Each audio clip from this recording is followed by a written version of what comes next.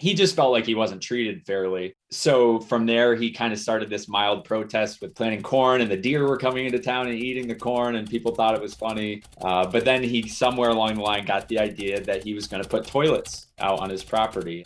From NCPR, this is Northwards. People, ideas, and conversations from and about northern New York, Vermont, and beyond. I'm Mitch Teich.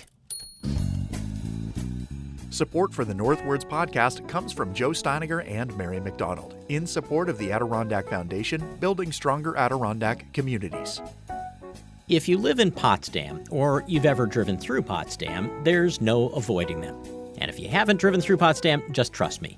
Along Route 11, on the way into or out of town towards the south, is a set of old toilets, arrayed in semicircles and along a gravel path next to the railroad tracks. There's another set of festively decorated toilets on Market Street, near where it meets Sandstoner Drive. They're on properties owned by Hank Robar, and the story of what they're doing on his land is well chronicled in these parts. Suffice it to say that at the center of it is a dispute between Robar and the village government that has gone on for years. But while it started as a protest, the so-called toilet gardens have taken on a life of their own, walking the line between political speech and art. And now there is a documentary that tells the story of the toilet gardens and the controversy in great detail. It came out last year, and it's written and directed by filmmaker Morgan Elliott, who joined us on the line. Welcome to the show. Yeah, no, thank you for having me on. What did you think Hank Robar's story would be when you conceived of this film? I didn't really know, honestly, because you hear little snippets as you're growing up, as I did in this area. You hear people giving their opinions, of course, whether they're for or against the toilets. So I guess I didn't feel like I could formulate my own opinion until I dove into it a little bit. And I started by talking to journalists who had covered the story because, you hope that you go to them for the most unbiased reporting on the story. So I started there, and that's when I kind of said, oh, I guess I didn't know the full story, and now let's go talk to some other people. And that's kind of how it unfolded. Well, so this is an ordeal that's been going on for quite a long time. For people who don't live in the Potsdam or the Potsdam area or the St. Lawrence Valley, or just haven't followed the saga, can you give us a thumbnail sketch of how we got to the point we're at right now? Yep. It started back in, I believe, 2002 or 3. Hank's memory is a little fuzzy on that, and some of the reporting, there was multiple articles, but Hank Robar wanted to sell his property to Dunkin' Donuts for a significant amount of money, and the property had to be rezoned in order to do that. So there was a zoning issue. He needed to get it changed from a B2 business zone to a B1 business zone. And, there were other B1 businesses right around there. And so he felt like he was dismissed rather easily, and that they didn't look into it enough. And then there were other properties that he wanted to have rezoned, and the board kind of poo-pooed it and shooed him away. And he just felt like he wasn't treated fairly. So from there, he kind of started this mild protest with planting corn, and the deer were coming into town and eating the corn, and people thought it was funny. But then he, somewhere along the line, got the idea that he was going to put toilets out on his property. And then 20 years later, here we are. A lot of court cases along the way, battles between the village and Hank, and then an ultimate $7 million lawsuit. Well, and sometime between then and now, Hank expanded his installations to beyond just the property that he wanted to sell to Dunkin' Donuts originally to other properties he owned around town. Yeah, it expanded pretty quickly. I mean, he's definitely gone through hundreds of toilets over the years because he's had to replace some. But there was the property on Pierpont that appeared and then disappeared after he sold that. But yeah, you have the one up on Maple Street and the one downtown. And, it really became, I think Hank found that there was definitely people in the community that enjoyed it. And there are obviously detractors too, but he started to get thumbs up and he started to get people honking. And I think he really liked that. And that's when he it changed from a protest to this strange phenomenon where it was, is it art, is it not, and people debating that. And of course he was putting social commentary into his displays with the toilet sandbox turtles and women's clothing hanging from his property. So To be sure, it does not seem like he was thinking about art when he first did this. no, and he'll admit that. He said at first he was just ticked off, and so he put the toilets out. But he started, for whatever reason, he wanted to spruce them up a little bit, and he started putting the flowers in and doing different things with scarecrows. But yeah, it took years, I think, and that's the interesting thing to me about this story is how long it went on, and that how it's morphed over time and how it's kind of become a part of the identity of Potsdam. And people, I think some people were upset that the film was titled Potty Town, because they're like, we don't want to be called that. But to me, Potty Town is a part of Potsdam. It's not the whole thing. And if people come to visit the toilets in Potsdam from out of the area, they'll see what a great community Potsdam is. And so I think I do think it's a win-win. How did you approach Hank to tell this story? I called Hank. He doesn't have a cell phone, so I called his landline. Or if he does, it's a flip phone. He doesn't do the internet. He said that I could come over and talk to him, and he was interested in doing it. And so we went out to his house. He wanted to talk at the toilets, and I said the audio there is going to be terrible with the cars going by. So we took him to his house, or we went to his house, and we sat down for, it was at least 2 hours, 2 or 3 hours, and we interviewed him. And Hank he's an interesting guy. He's friendly. He's got some quirks about him, and he's a little reserved in a way. He's kind of like a one-liner guy. He says what has to be said, and then there's no more. So that was, getting the story out of him was a little bit of work. But once we got what we needed from him, we went and got it from different perspectives. Well, and the other part of this that's curious is that the village has refused to talk to you about the situation, aside from, one village trustee who was not a trustee when you started making the film. How did that affect your ability to tell this story? Well, it was very important to me to be as unbiased as possible, especially me living here. I've grown up with the story, so I wanted to tell the story from all sides.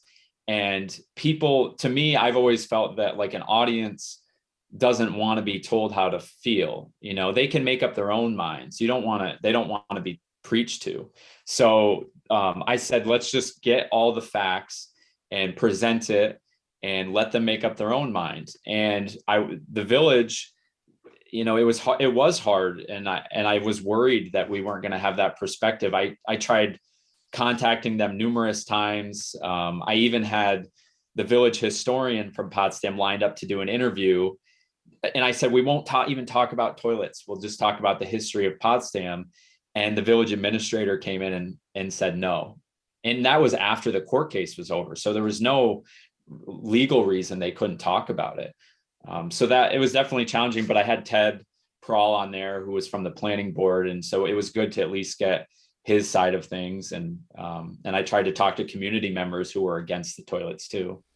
Well, and Ted was quite the character, and at least in the film that you used. Yeah, he's very opinionated and feels very strongly. And he did say during the interview that nobody from the village wants to talk about this, but somebody has to talk about their side, their perspective, because if you don't, then it's going to be completely one-sided. You use clips from some of the media attention the Toilet Gardens have gotten, and the squabble over them in particular, including some from this very radio station, but also from as far away as the UK. I had not realized that the Toilet Gardens were featured in The Guardian, for example. Why do you think the story has attracted the interest that it has? Well, I think, it's a small town man versus government story. And I think no matter where you go, there's always going to be elements of that. You talk about like Hank felt that there was an inner circle or a good old boys club sort of thing going on. And I think that's probably the experience of many people in many small towns. And, it's probably inevitable. You get people in power and they're going to, they might have friends and they're going to treat their friends well. And I think it's just human nature at some level. It's not necessarily right, but it happens. And I think people, can see a lot of their community in this story. And it's just strange and unique. I had one guy on a podcast say, it's just crazy that this got to this level. Like it went this far. Like, couldn't they have just figured something out? It went on for 20 years in a lawsuit. So, and he said too, that it's probably the strangest protest story he's ever seen. So it's unique. It's got, themes of man versus government, small town politics, art, the questions of, is it art or is it not? So those are the questions that drew me to it too. Do you think Hank is surprised that it's gone on for this long? I don't know. I think if he was younger, he would keep it going for 50 more years, and I don't want to give away anything in the film, but towards the end, there is a comment about him leaving these properties in his will to his children, that there were stipulations that the toilets must stay. So maybe this will go on for another 50 to 100 years, much to the chagrin of some community members.